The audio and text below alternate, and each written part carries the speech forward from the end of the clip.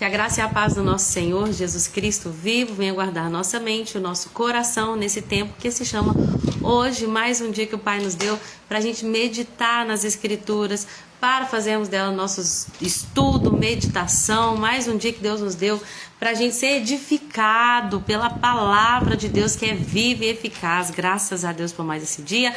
Oi, Ivanete, seja bem-vinda, querida. Jesus te abençoe. Boa tarde, paz do Senhor Jesus. Hoje nós vamos meditar em Zacarias 1 ao 7. Vou ficar um pouquinho adiantada porque eu quero muito começar o Novo Testamento na segunda, né, com aqueles que o Senhor chamou para estar acompanhando as lives e fazendo a leitura do Novo Testamento. Então, eu vou ler Zacarias do 1 ao 7 hoje, meditar sobre os capítulos do 1 ao 7. Depois, amanhã nós vamos falar sobre do 8 ao 14. E na sexta-feira terminar o Velho Testamento falando sobre Malaquias, né? E a leitura de Malaquias é no domingo e nós vamos começar Mateus na segunda, então vai ser bênção, vai ser bênção. Vou estar um pouquinho adiantado, mas é bom que quando vocês forem ler, quem não tiver, né, adiantado, você já vai ter uma visão um pouquinho melhor, né? Vai estar um pouquinho mais antenado para aquilo que você vai ler. Amém? Vamos fazer uma oração, porque não por força, nem por poder, mas pelo meu Espírito, diz o Senhor. É só pelo Espírito Santo, então vamos clamar pela intervenção dele. Amém? Senhor Jesus, tudo é por ti, tudo é para ti e é tua glória. Nós somos totalmente dependentes do Senhor e do teu Espírito. Nós somos teus filhos, teus servos. Nós somos como brasas vivas do altar. Nós queremos queimar por ti, queremos espalhar, Senhor, as chamas por onde quer que o Senhor nos colocar. Nós queremos ser, ó Deus, tudo que o Senhor nos criou para ser. Nós queremos, Senhor, destituir todo o ídolo do nosso coração e obedecer-te fielmente, ó Deus, a todos os teus mandamentos, para viver, ó Deus, tudo aquilo que o Senhor quer que essa geração viva, em temor, em obediência, em intimidade, em misericórdia, em amor. Senhor, eu lhe peço em nome de Jesus que o Senhor venha reacender a chama do nosso coração e que o Senhor venha levantar em Pará de Minas e em toda essa região e no meu país um povo, Senhor, que teme ao Senhor, um povo que queima por Ti, um povo que ama ao Senhor acima, além de nós mesmos e que procura fazer a Tua vontade, Senhor, um povo fervoroso e fiel e abibliado, Senhor. Espírito Santo, eu te peço, faça de acordo com a tua obra, de acordo com o teu poder, de acordo com a tua graça. Senhor, em nós, faça em nós a tua vontade. É o que eu lhe peço e agradeço por essa linda e rica oportunidade de te servir. Amém! Dani, seja bem-vinda, querida. Jesus te abençoe. Já mandei lá no grupo, viu, de intercessão. Tamo junto, orando uns pelos outros, até que Jesus venha e restaure todas as coisas. E aí não vai haver mais morte, nem dor, nem clamor. Enquanto não vai ter mais clamor, mas enquanto tem, nós vamos clamar. Amém? Deia, seja bem-vinda, minha querida. Deus te abençoe. Que bom estar com você aqui conosco também, para meditar nessa escritura que é essencial para a vida do cristão.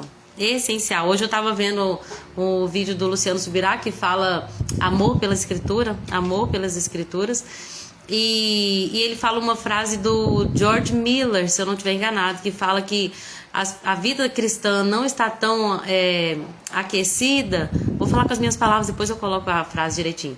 A vida cristã, a vida espiritual das pessoas não está tão aquecida, não está tão vigorosa.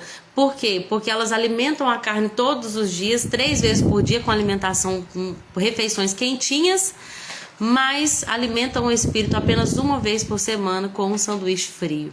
Então, ele quer dizer que nós vamos ter uma vida espiritual vigorosa quando nós alimentarmos da palavra de Deus todos os dias, como a gente alimenta o nosso corpo, queimando de amor pelas escrituras. Amém? Chiquinha, seja bem-vinda, Deus te abençoe. Então, como eu disse, hoje nós vamos meditar em Zacarias e nós vamos até o capítulo 7. Amanhã a gente termina Zacarias e sexta as lives do Antigo Testamento vão terminar. Glória a Deus que nos sustentou até aqui. Amém? Zacarias, ele foi um profeta que profetizou no mesmo período ali que Ageu profetizou, que é o quê? Tá terminando aquele período de 70 anos de exílio, o povo voltou para casa, ainda tá desanimado com relação à construção do templo, né? Deus vai usar Ageu e Zacarias para levantar a moral ali das pessoas, para que as pessoas elas tenham fé, ânimo, para que as pessoas saibam que é Deus que vai dar para elas a graça e o poder de reconstrução daquilo que parece impossível, né? Que nesse caso aqui é o templo, mas que vai simbolizar a restauração espiritual do povo de Deus. Então Zacarias vem junto com Ageu para trazer a mensagem do Senhor, para levantar ali o povo em fé, em temor, para que eles creiam que Deus vai fazer de novo. Zacarias é um livro muito complicado, porque Zacarias tem 8 visões. E as visões dele, ele tem assim, visões muito simbólicas. Então a gente vai ver uma mulher num cesto, que depois vê outras 2 mulheres com asa de cegonha e leva o cesto para a Babilônia. São mensagens que, novamente, uma coisa que Deus sempre me fala não é para qualquer um. É para aquele que quer aprofundar. Então a palavra de Deus, Deus deixa questões... Por que não foi tão simples? Porque Deus vai sempre deixar ali algo escondido para quem cavar um pouquinho mais. Para quem quiser descobrir um pouquinho mais, essa pessoa vai ter que buscar, vai ter que se gastar em oração, em tempo, em estudo, para que ela possa se alimentar de coisas ainda mais profundas. Então, é um livro complexo, porque a gente vai ver muitas questões apocalípticas, né? Vai falar de cavaleiros, de cavalos. Cada cavalo, cada cor do cavalo representa algo. Não é o meu objetivo trazer esse estudo aqui, porque eu não tenho nem condição para isso. Eu até poderia, na verdade, né, me aprofundar mais, quero me aprofundar mais, mas eu creio que o objetivo da live, e que eu consigo agora também, é trazer aplicação prática, né? Então tem muita coisa que nós vamos aprender de aplicação prática na live de hoje, amém? Boa tarde, sou minha querida aluna, conseguiu chegar, graças a Deus, que bom que você está aqui com a gente, viu? Glória a Deus por isso. Então Zacarias, ele vem e ele começa a falar assim, olha... Versículo 2, capítulo 1, versículo 2. Eu, o Senhor, fiquei extremamente irado com seus antepassados. Portanto, diga ao povo, Zacarias, assim diz o Senhor dos Exércitos, voltem-se para mim e eu me voltarei para vós. Eu sempre falo aqui de uma coisa que Deus tem falado muito ao meu coração. É um princípio que o Luciano Subirá sempre vai tratar, o pastor Luciano Subirá, que é da reciprocidade. Deus é um Deus que está aberto a todos. E Jesus poderia ter curado todos, mas ele curava de acordo com a fé daquele que se aproximava, daquele que cria. Então ele fala, sempre que uma pessoa chegava para ele e pedia cura, ele falava que seja feito conforme a sua fé, não conforme a minha vontade, porque a vontade de Jesus é que todos se salvem, que todos sejam curados, mas Deus é um Deus de reciprocidade.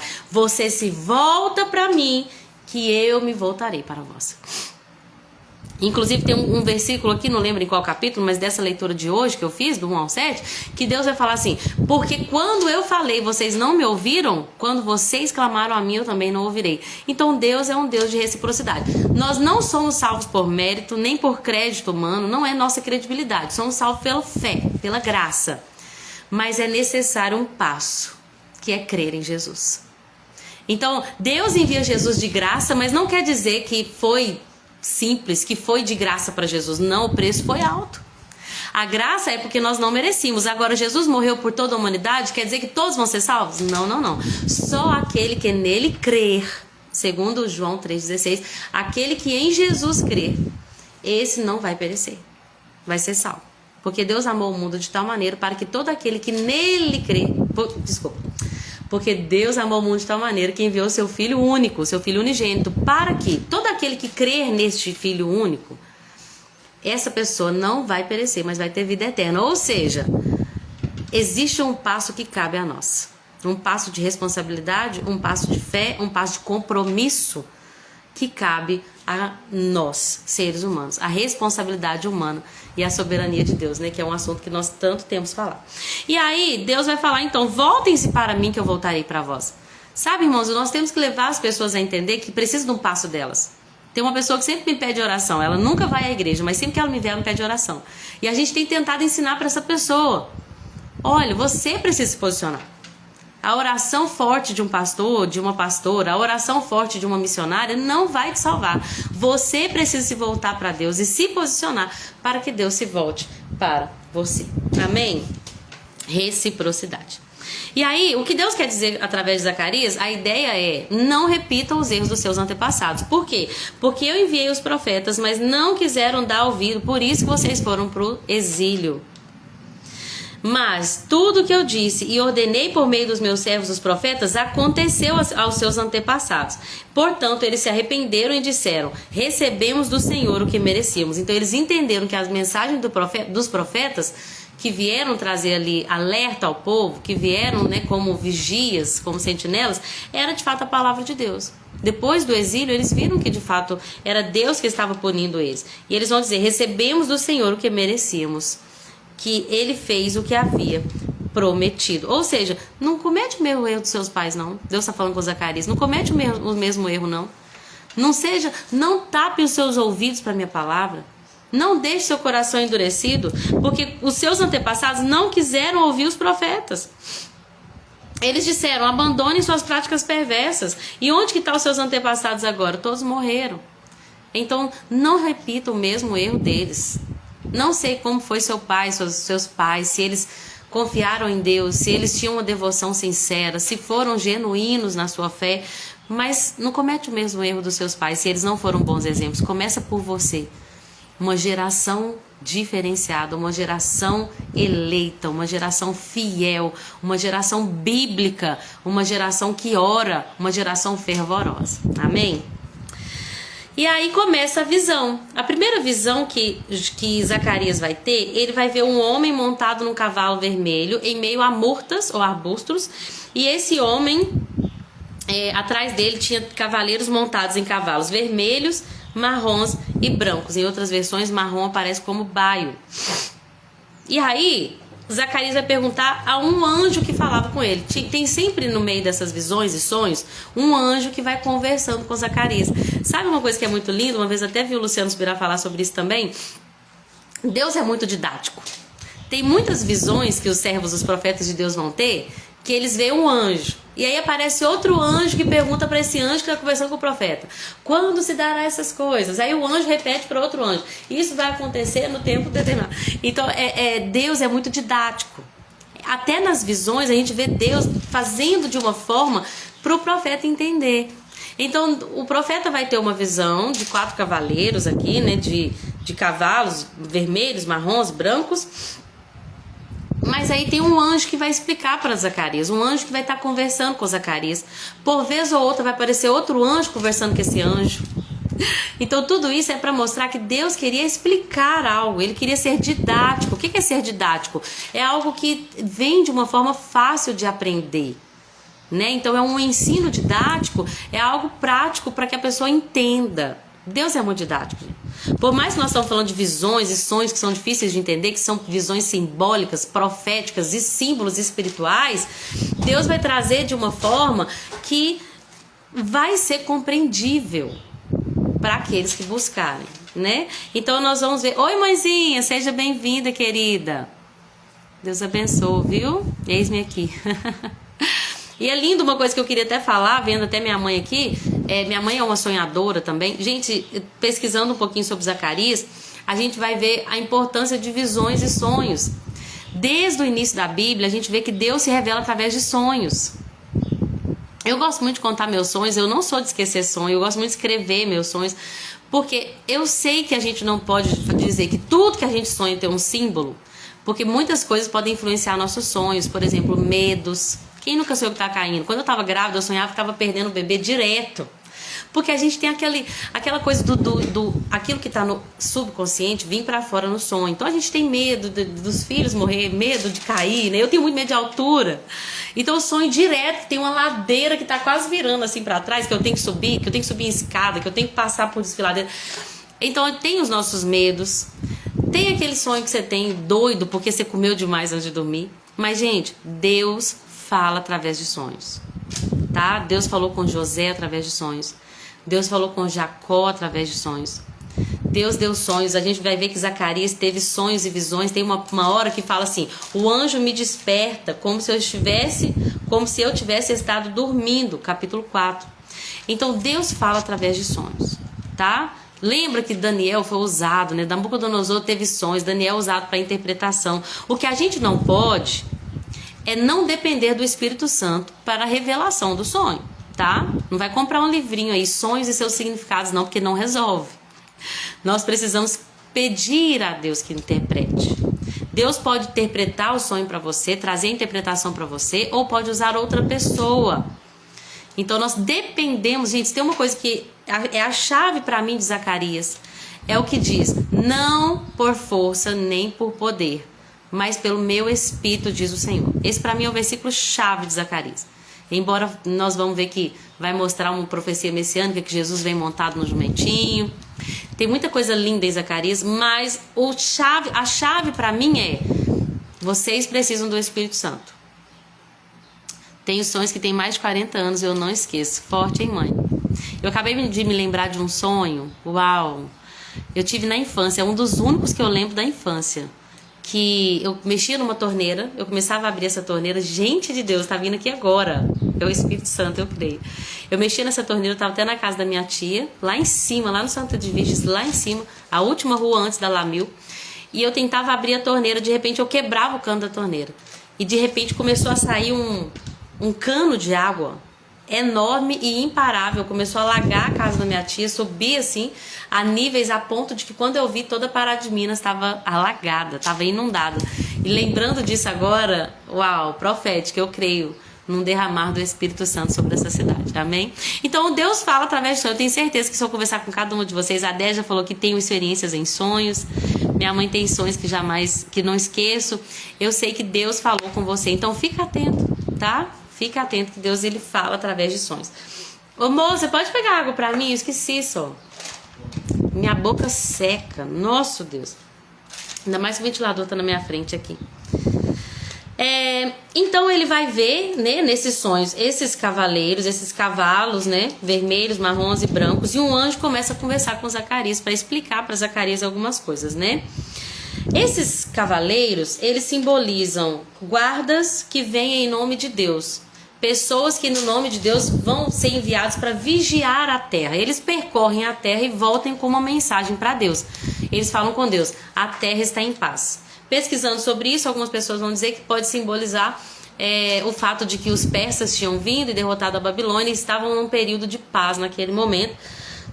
Mas eu sei que pode simbolizar muitas outras coisas, mas enfim, não quero me adentrar muito no significado muito profundamente disso. Eu sei que se você pesquisar mais, se você aprofundar mais, Deus vai te revelar coisas grandes.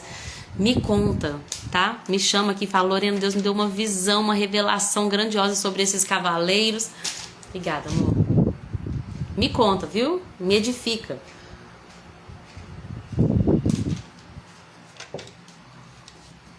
Até o Luciano Subirá, nesse vídeo que eu vi dele, Amor pelas Escrituras, ele fala sobre isso, tanto que ele aprende quando ele percorre o Brasil para ensinar. Por quê? Porque enquanto ele está ensinando, ele se assenta à mesa com pastores, com líderes, com homens de Deus, homens e mulheres de Deus, e aí conversando com pessoas, ele vai aprender. Aí ele fala uma coisa assim, ó: Deus não dá a revelação completa para uma só pessoa.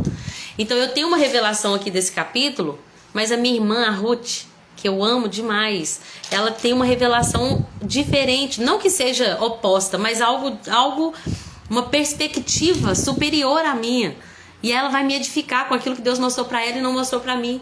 E aí tem a Deia, minha mãe, a Chiquinha aqui, a Soraya, a Ivonete. Deus vai revelar coisas para vocês, senão vai revelar para mim. Aí a gente pode se assentar numa roda, numa mesa e sermos edificados mutuamente com a palavra de Deus, porque Deus não tem um maior ou um menor. É a ação do Espírito que completa, né, a igreja de Cristo Jesus. Isso é muito lindo. Então, se Deus te revelar alguma coisa, você me conta, tá bom?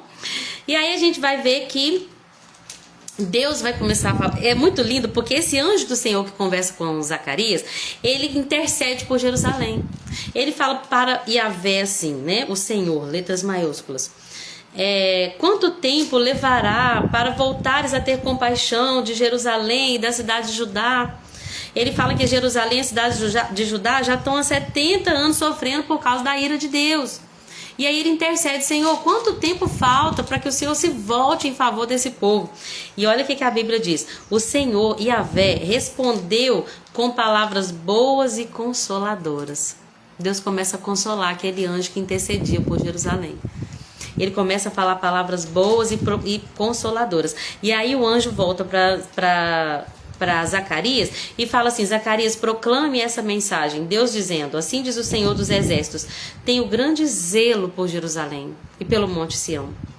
mas estou irado com as outras nações que agora vivem tranquilas. Porque eu estava apenas um pouco irado com o meu povo, mas as nações fizeram com que o meu povo sofresse muito.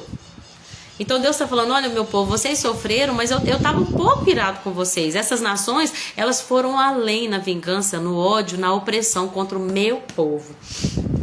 Então agora eu vou trazer uma mensagem de juízo acerca dessa nação. No final do capítulo 1, desse trecho, Deus vai trazer uma mensagem de esperança e de restauração. Deus vai dizer, eu vou restaurar Jerusalém.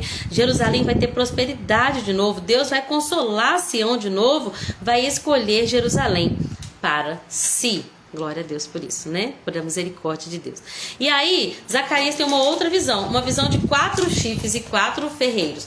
Ele vai ver 4 chifres e o anjo vai explicar que esses 4 chifres são 4 nações, né? Que vieram ali para oprimir o povo de Deus. Essas nações podem ser a Babilônia, a Assíria, a Pérsia e outras nações, né? Que vieram e que dispersaram e humilharam Judá. E também vai ver 4 ferreiros. Esses ferreiros eram os instrumentos de Deus, os homens que viriam para aplicar a ira de Deus contra essas nações. E aí nós vamos para o capítulo 2. Ele vai ver então uma nova visão agora com um homem que segura um cordel de medir, ou uma corda de medir. E esse homem, ele vai simbolizar a reconstrução de Jerusalém, a restauração de Jerusalém. Ai, que bom que voltou, Ivanete. Glória a Deus. E aí, esse homem vai medir a largura e o comprimento, e aí tem uma parte linda do livro que fala que Deus vai falar para Jerusalém assim, olha, é interessante que nessa hora vem um anjo conversando com o anjo que estava conversando com Zacarias. Aí o anjo que estava comigo foi se encontrar com outro anjo, e o outro anjo disse, corra e diga àquele jovem, um dia Jerusalém ficará tão cheia de pessoas e animais que não vai precisar ter muros na cidade, pois não caberão todos dentro dela. Olha o que Deus diz sobre Jerusalém. Então, eu mesmo serei um muro de fogo ao redor de Jerusalém para protegê-la. Eu serei a glória no meio da cidade. Então, Deus está dizendo, vocês não vão precisar mais de muros físicos, porque eu serei a proteção do meu povo. Eita, glória! Deus está dizendo, vocês não vão precisar de sentinelas, vocês não vão precisar de concertinas, de muros, de portões, de trancas. Vocês vão precisar só de mim, porque eu serei um muro de fogo. Um muro de fogo ao redor de Jerusalém. Deus está dizendo, eu serei a sua segurança. E também você é a glória no meio da cidade. Então eu vou proteger Jerusalém como um muro ao redor, mas eu também vou habitar no meio do meu povo. Um tempo de restauração que aponta para o fim, né? Onde Deus habitará no meio de nós. E nós seremos seu povo e ele será o nosso Deus. Toda iniquidade vai ser tirada. E nós poderemos então viver uma vida plena com o Senhor, através ali do reinado eterno de Jesus, num novo céu, uma nova terra, restauradas pelo poder de Deus. Amém? Então, trazendo para os nossos dias, olha, nós somos a Jerusalém espiritual, nós somos o povo de Deus. Hoje a Dé falou sobre isso, nós somos Jerusalém, né, Dé? Glória a Deus. Deus está dizendo, eu sou um muro ao seu redor. Você não precisa se preocupar. Eu amo aquele texto que fala, em vão vigia os como é que é? Amor, me lembra desse texto, você tá ouvindo? Se o Senhor não guardar a cidade, em vão vigia o sentinela. Se Deus não nos guardar, não adianta a gente colocar um monte de muro de proteção. Se Deus não guardar a nossa vida, a nossa mente, a nossa alma, o nosso coração, em vão vigia esses muros que a gente levanta para não se ofender com as pessoas. Eu vou me afastar de todo mundo. Tem pessoas que têm tanto medo de se frustrar de novo em relacionamentos que elas se afastam, elas criam muros de defesa. Não adianta, eu vou ser sua proteção. Vamos trazer para a parte física. Tem pessoas que procuram a segurança, que tem que ter câmera, que tem que ter isso, que tem que ter aquilo, vão guardar dinheiro, vão fazer aquilo, dessas coisas não tem nada, nenhuma delas é errado. Guardar dinheiro, plano de saúde, colocar câmera e concertina em casa, amém. Mas não fazemos dessas coisas a nossa segurança, porque o Senhor diz, ao redor de Jerusalém, eu vou ser a proteção, como um muro de fogo, e também vou ser a glória no meio dela, amém? Coloque sua confiança no Senhor, Ele não vai te decepcionar.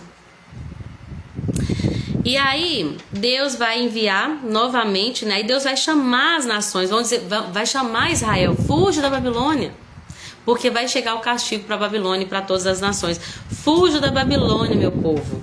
fuja da terra do norte, porque está chegando o dia do castigo contra as nações que saquearam vocês. E aí Deus vai mandar uma coisa linda, esse versículo é lindo, versículo 8, 2:8. Diz assim: quem faz mal a Israel, quem lhe faz mal à menina dos meus olhos.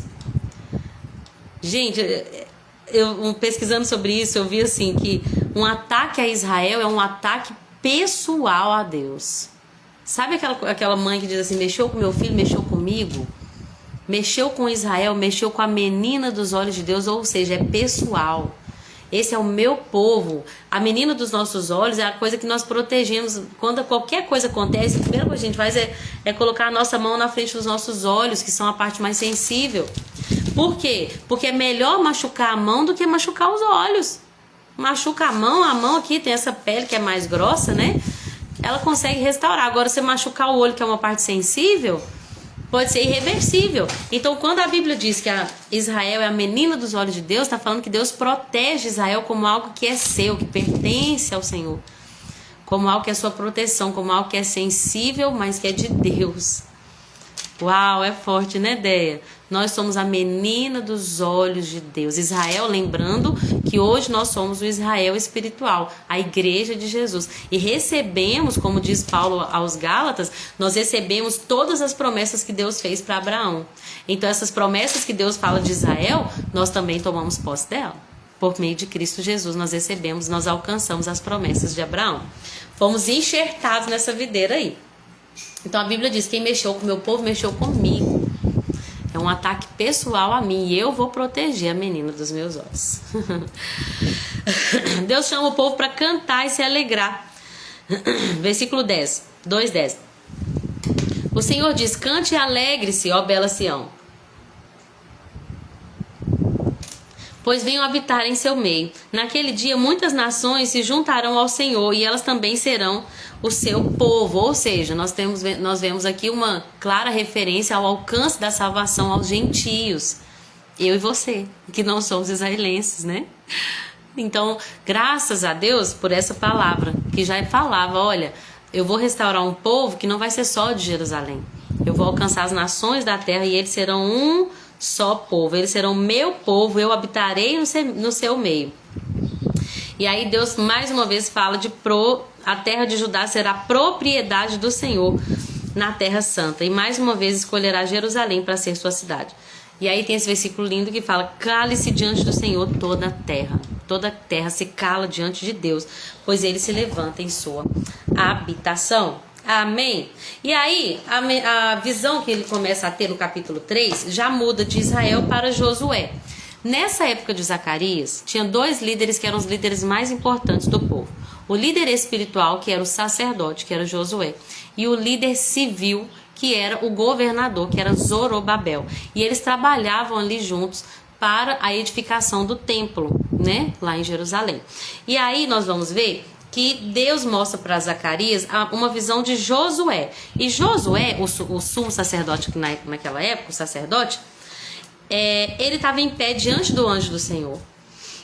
E do lado dele tinha o Satanás, que era o acusador. E o Satanás, o inimigo das nossas almas, que tem esse nome, né, o acusador, ele fazia acusações contra Josué. Qual que era a intenção do diabo? Não dá para construir essa cidade. Não dá para reconstruir o templo. Não dá para ter restauração. Porque esse povo é um povo pecador. Esse povo está em pecado. Inclusive, na visão que Zacarias tem, Josué, ele tinha as roupas que estavam imundas. Ele tinha as roupas dele cheias de sujeira, representando o pecado do povo. Então, Josué aqui, ele era uma representação do povo diante de Deus. E Satanás estava lá acusando. Ele não merece. Ele não pode ser restaurado, não. Olha como é que a roupa dele está suja. Só que aí Deus manda nosso inimigo calar a boca e fala, Satanás, eu, o Senhor, rejeito as suas acusações. Sim, o Senhor escolheu Jerusalém. O Senhor que escolheu Jerusalém te repreende. Este homem é uma brasa ou um tição. Nessa versão fala brasa. Uma brasa tirada do fogo. Esse brasa tirada do fogo pode simbolizar muitas coisas, né? Eu pesquisei para não ter perigo de falar errado, mas eu vou falar o que eu penso também.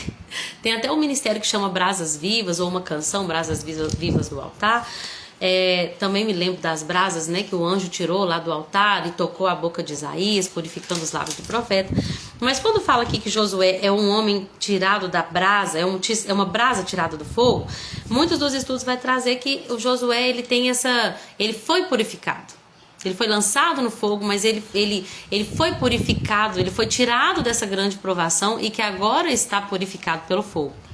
Mas quando eu vejo brasa, eu quero agora trazer a minha visão assim para aplicação prática.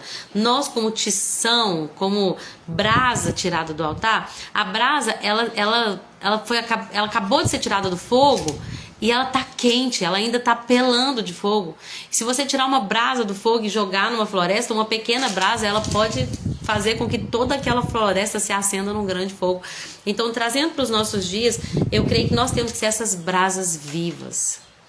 Essas pessoas que estão aquecidas pelo fogo do Espírito, que aquecem as pessoas ao nosso redor. Nós precisamos aquecer as pessoas ao nosso redor. Uma geração que está se esfriando por causa da iniquidade, mas nós, como brasas vivas, vamos aquecer quem está ao nosso redor para que uma igreja fervorosa nasça nos últimos dias. Amém? Então Josué continuava em pé diante do anjo. Imagina Deus te defendendo, gente. Deus defendendo o povo dele. Satanás, cala a boca, eu te repreendo, não aceito as tuas acusações. Lembrando que o nosso acusador, ele acusava Jó também diante de Deus, lembra? Ah, mas é claro que ele te serve. É claro que ele não peca. É claro que ele é reto, porque você dá tudo para ele. Então nós temos um acusador. Mas a Bíblia também vai dizer, lá em 1 João, que nós também temos um advogado fiel. Alguém que é um paracleto, fica do nosso lado para nos defender. Não porque nós merecemos, mas porque ele pagou o preço para todo aquele que nele crê.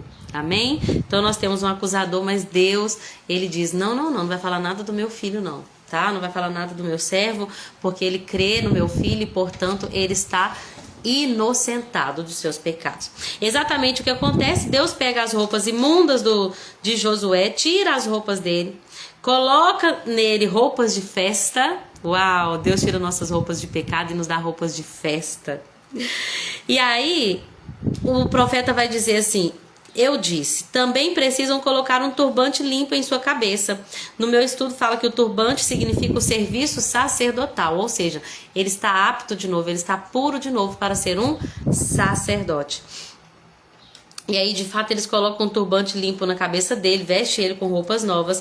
E ali, Deus diz para Josué o seguinte, se você andar nos meus caminhos e seguir os meus preceitos, receberá autoridade sobre o meu templo e os seus pátios. Deixarei que ande junto com os outros que aqui estão. Aqui a gente vê novamente a soberania e a responsabilidade. Satanás quer acusar Josué. E Deus fala, não vai acusar porque eu escolhi Jerusalém. Só que Deus também mostra para Josué que ele tem responsabilidade. Josué, você quer receber autoridade no meu templo? Eu vou te dar. Mas tem uma condição. Você deve andar nos meus caminhos e seguir os meus preceitos. Se tem uma coisa que Deus tem falado comigo o caminho para alcançar as promessas é um caminho de obediência. Nós só vamos alcançar o que Deus tem para nós quando nós obedecermos fielmente às coisas que Deus tem nos pedido. Amém? Não vai adiantar, gente. A gente não vai conseguir alcançar o que Deus quer o que Deus tem para nós, todas as bênçãos da plenitude da presença, da intimidade. Se no meio do processo a gente fechar o nosso coração e não formos fiéis em obediência. Me vestiu com roupas novas, pôs azeite em minha cabeça. É verdade, ideia. Glória a Deus. Esse é o Senhor. Tira nossas roupas salpicadas do pecado e nos veste com vestes novas, vestes reais.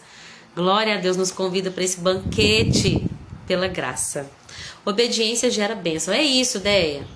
Tem pessoas que acreditam que é apenas a eleição. Deus me escolheu. Então, se Deus me escolheu, eu tenho acesso a tudo e tá tudo certo, eu vou viver minha vida do meu jeito. Não, Deus te escolheu, mas cabe a você obedecer. Porque muitos são chamados, mas poucos escolhidos. Os escolhidos, eles andam em obediência, né?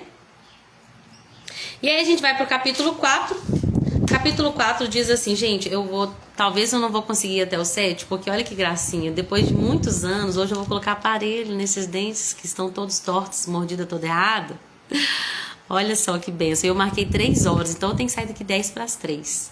Se não der hoje, amanhã a gente gasta um tempinho a mais, tá bom? Mas, então se acostumem, despeçam do meu sorriso, que eu vou mudar, tá? Graças a Deus. Que entendimento lindo. É isso, Sossô. Nós precisamos obedecer. Porque sem obediência não tem acesso às promessas, né? Essa ideia de que, se você só... Como é que o povo fala? Tipo assim, se Deus tem propósito na sua vida, você não vai morrer. Mas Deus tinha propósito para Israel e morreu toda uma geração no deserto. Ficaram estirados os corpos dele no deserto, porque não obedeceram. Então, Deus tem propósito, Deus tem chamado, Deus tem plano para sua vida? Tem. Mas eles só vão se cumprir se você obedecer. Amém? O capítulo 3 continua falando assim, que sobre o sumo sacerdote Josué e os outros sacerdotes. Vocês são símbolos de coisas futuras. Em breve trarei o meu servo, o renovo. E aí já aponta claramente para o reinado do Messias, o nosso Senhor e Salvador Jesus Cristo vivo. E aí vai falar assim, Deus vai falar para ele assim, agora olhem para a pedra que coloquei diante de Josué, uma única pedra com 7 faces. A pedra angular, que é a pedra, a rocha da nossa salvação, aponta também para Jesus. Amém? Fala assim, gravarei nessa pedra uma inscrição, diz o Senhor dos Exércitos, e em um só dia removerei os pecados dessa terra. Como que Deus vai remover os pecados de toda a terra em um só dia? Através da obra da cruz de Cristo. Naquele dia que Jesus obedeceu, tá vendo? Até o Filho obedeceu. Ele teve que obedecer também. Até a morte de cruz. Ele morreu naquele dia, na cruz do Calvário. No Monte Caveira ali, né? E ele foi fiel ao Senhor, ao Pai, obediente. E em um só dia ele removeu os pecados. Porque ele fez expiação pelos pecados de todos aqueles que nele creem. Amém? Então esse capítulo é muito lindo e aponta para Jesus. E aí vem o capítulo 4. O capítulo 4 é maravilhoso. O capítulo 4 vai falar muito sobre a obra do Espírito Santo. O capítulo 4 fala assim, olha, que agora o que Zacarias está vendo é um candelabro de ouro maciço. Lembrando que candelabro é uma lâmpada, né? Que ela tem 7 canos para cima. Então uma lâmpada só, que dessa lâmpada vai acender ali 7 velas, né? Vamos falar assim, 7 velas, vai ter 7 chamas ali acesas, né? E aí, esse candelabro, ele representa o Espírito Santo. Toda vez que a gente estiver falando de azeite, de fogo, de luz, é a representação do Espírito do Senhor, nosso querido amigo Espírito Santo. Em cima do candelabro tinha uma vasilha de azeite e também ele vai falar nessa visão sobre 2 oliveiras. Oliveiras são árvores, né? Produz ali azeitona. A azeitona produz o óleo, o azeite. Então, simbolizando também o Espírito Santo. E aí o anjo pergunta, né? 2 vezes a gente vai ver o anjo perguntar para Zacarias, você entende que veio? Zacarias fala, não entendo. Você não sabe? Não, Senhor. Na verdade, o profeta pergunta, o que é isso? E ele fala, você não sabe? E o profeta fala, não sei, meu Senhor. E aí, o Senhor diz, aí ele fala assim, o anjo fala assim diz o Senhor a Zorobabel, não por força nem por poder, mas pelo meu Espírito, diz o Senhor. O versículo 7 fala um texto muito lindo que fala assim, quem és tu, ó grande monte? Quem és tu, ó grande monte? Diante de Zorobabel serás uma campina. Meu Deus do céu. Isso é muito lindo. Lembrando que o povo estava desanimado para reconstruir o templo, porque era tão difícil reconstruir o templo, estava tanto levante. O inimigo estava levantando, o povo estava desanimado, o povo estava perdido nas prioridades, procurando só suas próprias casas, aquela luta, aquela dificuldade. Mas Deus vai dar uma visão para Zacarias, vai falar para Zacarias assim, Zacarias, não é por força, não é por manobra política. Na verdade, ele vai falar para Zorobabel, que era o governador que estava à frente ali liderando. Zorobabel, não vai ser por sua inteligência, não vai ser por seus talentos, não vai ser por recursos financeiros, não vai ser por manobra política. Essa reconstrução vai acontecer não por força, nem por poder, nem por violência, vai acontecer pelo Espírito de Deus. Gente, isso aqui dá uma pregação de 2 horas, mas eu vou reduzir falando assim, olha, vamos parar de querer resolver coisas que só o Espírito de Deus pode fazer?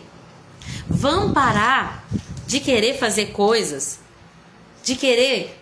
Eu falei ontem como Deus tem falado comigo sobre a Torre de Babel.